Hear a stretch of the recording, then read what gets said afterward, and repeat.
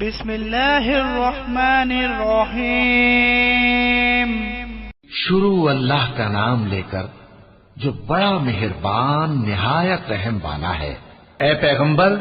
اللہ سے ڈرتے رہنا اور کافروں اور منافقوں کا کہا نہ ماننا۔ بے شک اللہ جاننے والا ہے، حکمت والا ہے۔ اور جو کتاب تم کو تمہارے پروردگار کی طرف سے وحی کی جاتی ہے اسی کی پیروی کیے جانا۔ بے شک اللہ تمہارے سب اعمال سے خبردار ہے۔ اور اللہ پر بھروسہ رکھنا اور اللہ ہی کا احساس کافی ہے۔ اللہ نے کسی آدمی کے پہلو میں دو دل نہیں بنائے، اور نہ تمہاری بیویوں کو جن کو تم ماں کہہ بیٹھتے ہو تمہاری ماں بنایا، اور نہ تمہارے لے پالکوں کو تمہارے بیٹے بنایا۔ یہ سب تمہارے منہ کی باتیں ہیں، اور اللہ تو سچی بات فرماتا ہے اور وہی سیدھا رستہ دکھاتا ہے۔ مومنو، منہ بولے بیٹوں کو ان کے باپوں کے نام سے پکارا کرو کہ اللہ کے نزدیک یہی بات درست ہے۔ اگر تم کو ان کے باپوں کے نام معلوم نہ ہو تو دین میں وہ تمہارے بھائی اور دوست ہیں، اور جو بات غلطی سے ہو گئی ہو اس کا تم پر کچھ گناہ نہیں، لیکن جو قصد دلی سے کرو اس پر مواخذہ ہے، اور اللہ بخشنے والا ہے، مہربان ہے۔ پیغمبر مومنوں پر ان کی جانوں سے بھی زیادہ حق رکھتے ہیں، اور پیغمبر کی بیویاں لوگوں کی مائیں ہیں، اور رشتہ دار آپس میں کتاب اللہ کی روح سے مسلمانوں اور مہاجروں کے مقابلے میں ایک دوسرے کے ترکے کے زیادہ حقدار ہیں، مگر یہ کہ تم اپنے دوستوں کے ساتھ احسان کرنا چاہو۔ یہ حکم کتاب یعنی قرآن میں لکھ دیا گیا ہے۔ اور جب ہم نے پیغمبروں سے ان کا عہد لیا، اور تم سے اور نوح سے اور ابراہیم سے اور موسیٰ سے اور مریم کے بیٹے عیسیٰ سے، اور ہم نے عہد بھی ان سے پکا لیا تاکہ سچ کہنے والوں سے ان کی سچائی کے بارے میں اللہ دریافت کرے، اور اس نے کافروں کے لیے دکھ دینے والا عذاب تیار کر رکھا ہے۔ مومنو، اللہ کی اس مہربانی کو یاد کرو جو اس نے تم پر اس وقت کی جب فوجیں تم پر حملہ کرنے کو آئیں تو ہم نے ان پر آندھی چھوڑ دی اور ایسے لشکر نازل کیے جن کو تم دیکھ نہیں سکتے تھے، اور جو کام تم کرتے ہو اللہ ان کو دیکھ رہا ہے۔ جب وہ لوگ تمہارے اوپر اور نیچے کی طرف سے تم پر چڑھ آئے، اور جب تمہاری آنکھیں پھر گئیں اور دل مارے دہشت کے گلوں تک پہنچ گئے، اور تم اللہ کی نسبت طرح طرح کے گمان کرنے لگے، اس موقع پر مومن آزمائے گئے اور سختی سے ہلا ہلا دیے گئے۔ اور جب منافق اور وہ لوگ جن کے دلوں میں بیماری تھی کہنے لگے کہ اللہ اور اس کے رسول نے تو ہم سے محض دھوکے کا وعدہ کیا تھا، اور جب ان میں سے ایک جماعت کہتی تھی کہ اے اہل یثرب، یہاں تمہارے ٹھہرنے کا مقام نہیں تو لوٹ چلو، اور ایک گروہ ان میں سے پیغمبر سے اجازت مانگنے اور کہنے لگا کہ ہمارے گھر کھلے پڑے ہیں، حالانکہ وہ کھلے نہیں تھے، وہ تو صرف بھاگنا چاہتے تھے۔ اور اگر فوجیں اطراف مدینہ سے ان پر آ داخل ہوں پھر ان سے خانہ جنگی کے لیے کہا جائے تو فوراً کرنے لگیں، اور اس کے لیے بہت کم توقف کریں، حالانکہ پہلے اللہ سے اقرار کر چکے تھے کہ پیٹھ نہیں پھیریں گے، اور اللہ سے جو اقرار کیا جاتا ہے اس کی ضرور پرسش ہوگی۔ کہہ دو کہ اگر تم مرنے یا مارے جانے سے بھاگتے ہو تو بھاگنا تم کو فائدہ نہیں دے گا، اور اس صورت میں تم بہت ہی کم فائدہ اٹھاؤ گے۔ کہہ دو کہ اگر اللہ تمہارے ساتھ برائی کا ارادہ کرے تو کون تم کو اس سے بچا سکتا ہے، یا اگر تم پر مہربانی کرنا چاہے تو کون اس کو ہٹا سکتا ہے۔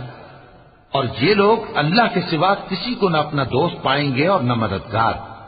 اللہ تم میں سے ان لوگوں کو بھی جانتا ہے جو لوگوں کو منع کرتے ہیں اور اپنے بھائیوں سے کہتے ہیں کہ ہمارے پاس چلے آؤ، اور وہ لڑائی میں نہیں آتے مگر کم، یہ اس لیے کہ تم سے بخل کرتے ہیں۔ پھر جب ڈر کا وقت آئے تو تم ان کو دیکھو کہ تمہاری طرف دیکھ رہے ہیں، اور ان کی آنکھیں اسی طرح پھر رہی ہیں جیسے کسی کو موت سے غشی آ رہی ہو۔ پھر جب خوف جاتا رہے تو تیز تیز زبانوں کے ساتھ تمہارے بارے میں باتیں کریں اور مال میں بخل کریں۔ یہ لوگ حقیقت میں ایمان لائے ہی نہ تھے،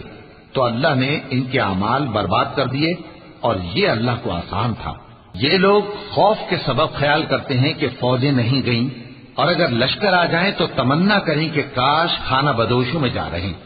اور تمہاری خبر پوچھا کریں، اور اگر تمہارے درمیان ہو تو لڑائی نہ کریں مگر کم۔ مسلمانوں، تم کو اللہ کے رسول کی پیروی کرنی بہتر ہے، یعنی ہر اس شخص کو جسے اللہ سے ملنے اور روز قیامت کے آنے کی امید ہو، اور وہ اللہ کا ذکر کثرت سے کرتا ہو، اور جب مومنوں نے کافروں کے لشکر کو دیکھا تو کہنے لگے یہ وہی ہے جس کا اللہ اور اس کے پیغمبر نے ہم سے وعدہ کیا تھا، اور اللہ اور اس کے پیغمبر نے سچ کہا تھا، اور اس سے ان کا ایمان اور اطاعت اور زیادہ ہو گئی۔ مومنوں میں کتنے ہی ایسے شخص ہیں کہ جو اقرار انہوں نے اللہ سے کیا تھا اس کو سچ کر دکھایا۔ پھر ان میں بعض ایسے ہیں جنہوں نے اپنی نظر پوری کر دی یعنی جان دے دی، اور بعض ایسے ہیں کہ انتظار کر رہے ہیں، اور انہوں نے اپنے قول کو ذرا بھی نہیں بدلا، تاکہ اللہ سچوں کو ان کی سچائی کا بدلہ دے اور منافقوں کو چاہے تو عذاب دے یا ان پر مہربانی فرمائے۔ بے شک اللہ بخشنے والا ہے، مہربان ہے۔ اور جو کافر تھے ان کو اللہ نے پھیر دیا، وہ اپنے غصے میں بھرے ہوئے تھے، کچھ بھلائی حاصل نہ کر سکے، اور اللہ مومنوں کے لیے لڑائی میں کافی ہو گیا، اور اللہ زور آور ہے، غالب ہے۔ اور اس نے اہل کتاب میں سے جن لوگوں نے ان کی یعنی مکے والوں کی مدد کی تھی ان کو ان کے قلعوں سے اتار دیا اور ان کے دلوں میں دہشت ڈال دی، تو بعض کو تم قتل کر دیتے تھے اور بعض کو قید کر لیتے تھے، اور ان کی زمین اور ان کے گھروں اور ان کے مال کا اور اس زمین کا جس میں تم نے پاؤں بھی نہیں رکھا تھا اس نے تم کو وارث بنا دیا، اور اللہ ہر چیز پر قدرت رکھتا ہے۔ اے پیغمبر اپنی بیویوں سے کہہ دو کہ اگر تم دنیا کی زندگی اور اس کی زینت و آرائش چاہتی ہو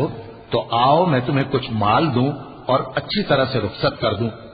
اور اگر تم اللہ اور اس کے پیغمبر اور عاقبت کے گھر یعنی بہشت کی طلبگار ہو تو تم میں جو نیکوکار ہیں ان کے لیے اللہ نے اجر عظیم تیار کر رکھا ہے۔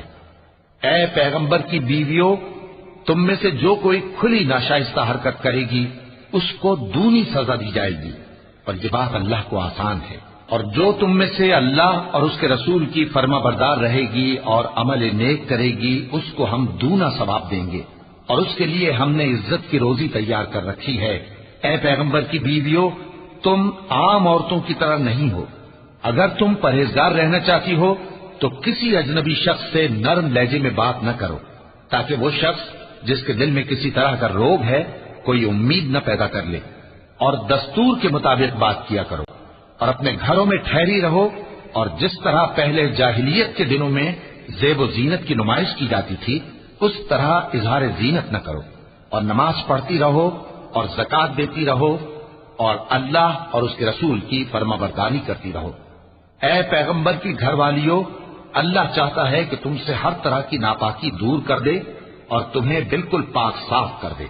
اور تمہارے گھروں میں جو اللہ کی آیتیں پڑھی جاتی ہیں اور حکمت کی باتیں سنائی جاتی ہیں ان کو یاد رکھو، بے شک اللہ باریک بین ہے، باخبر ہے۔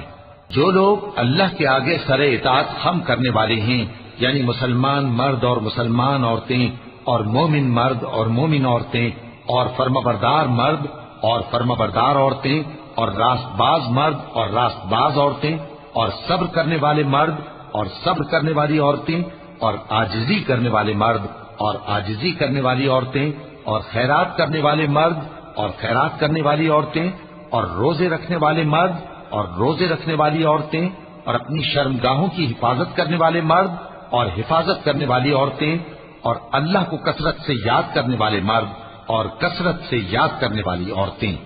کچھ شک نہیں کہ ان کے لیے اللہ نے بخشش اور اجر عظیم تیار کر رکھا ہے، اور کسی مومن مرد اور مومن عورت کو حق نہیں ہے کہ جب اللہ اور اس کا رسول کوئی بات طے کر دیں تو وہ اس کام میں اپنا بھی کچھ اختیار سمجھے، اور جو کوئی اللہ اور اس کے رسول کی نافرمانی کرے وہ بالکل گمراہ ہو گیا۔ اور جب تم اس شخص سے جس پر اللہ نے احسان کیا تھا اور تم نے بھی احسان کیا تھا یہ کہتے تھے کہ اپنی بیوی کو اپنے پاس رہنے دے اور اللہ سے ڈر، اور تم اپنے دل میں وہ بات چھپا رہے تھے جس کو اللہ ظاہر کرنے والا تھا، اور تم لوگوں سے ڈرتے تھے، حالانکہ اللہ ہی اس کا زیادہ مستحق ہے کہ اس سے ڈرو۔ پھر جب زید نے اس سے تعلق ختم کر لیا یعنی اس کو طلاق دے دی تو ہم نے اسے تمہاری زوجیت میں دے دیا تاکہ مومنوں پر ان کے منہ بولے بیٹوں کی بیویوں کے ساتھ نکاح کرنے کے بارے میں